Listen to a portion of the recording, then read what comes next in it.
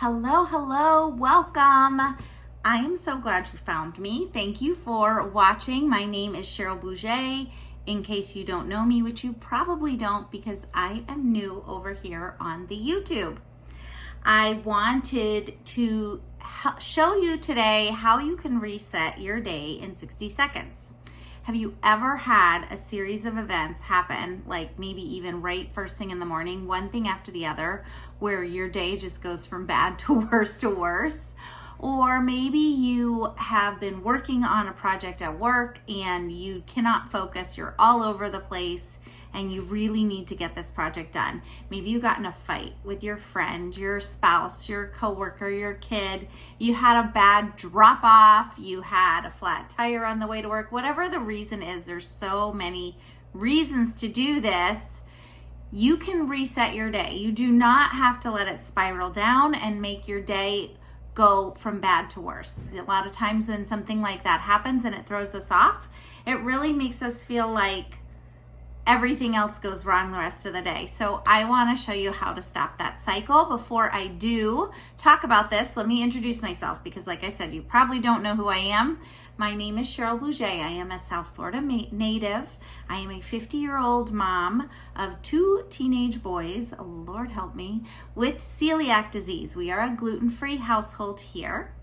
And I love to help moms learn to live more and stress less in their everyday lives. We have enough pressure on us as moms and as women that we don't need to put more pressure on ourselves. And I like to help you, show you how to shortcut lots of things that you can shortcut and just be able to enjoy the time that you have in every single day. So let me tell you why you might want to do the 60-second reset, okay? There's a lot of different reasons. I covered a couple at the beginning, but one of them that I use for me personally often is squirrel syndrome. Whether you're a mom and you're in the middle of cleaning, you ever go to clean out a drawer and all of a sudden 10 projects later, you got half of 10 projects not done and none completed. It's like the plight of stay-at-home moms everywhere. Or maybe you're trying to work on that project, like I said, and you have squirrel syndrome and you really can't focus to get your work done. Maybe you're doing a school project.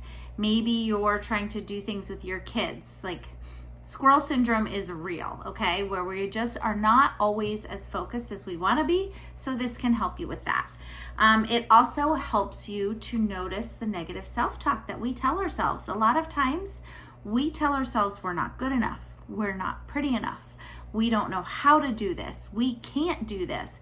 And when you stop and reset your brain, you notice that negative self-talk, that is limiting beliefs, that is not real, you guys.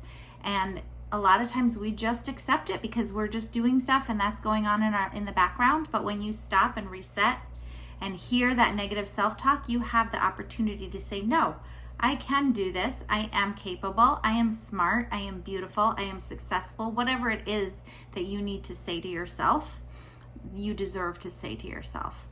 It gives you a chance to be more intentional, to ground yourself. This is another big one for me because I'm all over the place 90 miles an hour and sometimes I'm not being intentional with my time. This is really especially great for moms of little ones because they're always doing a million things. And when you're sitting down trying to play with them or you're at a mommy and me play date or you're at the park or whatever, we're not always being our most intentional. We're too busy thinking about the other things that have to get done. And this helps you to stop, ground yourself so that you can be present. You can enjoy that time with your child. You can enjoy that lunch with your ladies and not think about the 20 projects sitting on your desk when you get back to work, whatever it might be. It really helps to have you be present in the moment and be more intentional. It helps you to check in with yourself. Do you ever notice sometimes when you're at your desk or you're doing stuff with your kids and your shoulders are up or your jaw's clenched or you're stiff? Maybe you're thirsty. When's the last time you actually had a sip of water and you need to go get a drink of water, girl? Maybe you're hungry. You skipped lunch, or you just had a few bites of your breakfast and had to run. So you don't know that you're hungry or you're thirsty or you need to stretch or you need to put your shoulders back and down. If you don't check in with yourself every once in a while, this is a great way to do that, to make sure you're taking care of yourself.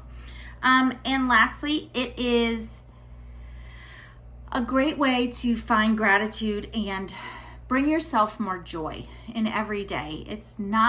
Life is hard. It's not always easy, but when you take the time to reset yourself and maybe you can do this practice along with a gratitude practice, you find the things to be grateful for.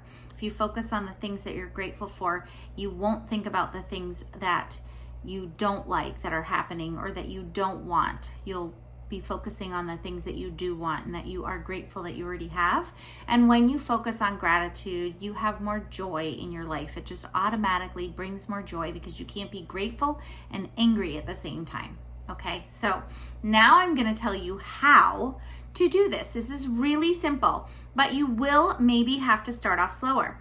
If you do breathing exercises regularly, if you do any type of meditation, if you do yoga, this might be easier for you. But if you don't, if this is your first time doing any type of breathing exercise, you might have to work up to it. I call it breathing in a box. So this is the concept. You're going to breathe in for 5 seconds. You're going to hold it for 5 seconds. You're going to breathe out for 5 seconds, and you're going to hold it for 5 seconds. And that's 20 seconds right there. And you're going to continue that cycle 3 times till you get to 1 minute. Now, like I said, this might be difficult for some of you. You might not be able to breathe in for 5 full seconds and hold it for 5 full seconds. You know, that thing. Start with 3. If this is your first time doing breathing exercise, start with 3. Go in for 3 seconds, hold it for 3 seconds, out for 3 seconds, hold it for 3 seconds, and then keep going around. You'd have to do 10 to get to, I don't know. I'm not really good. Wait, 3, 6, 9, 12.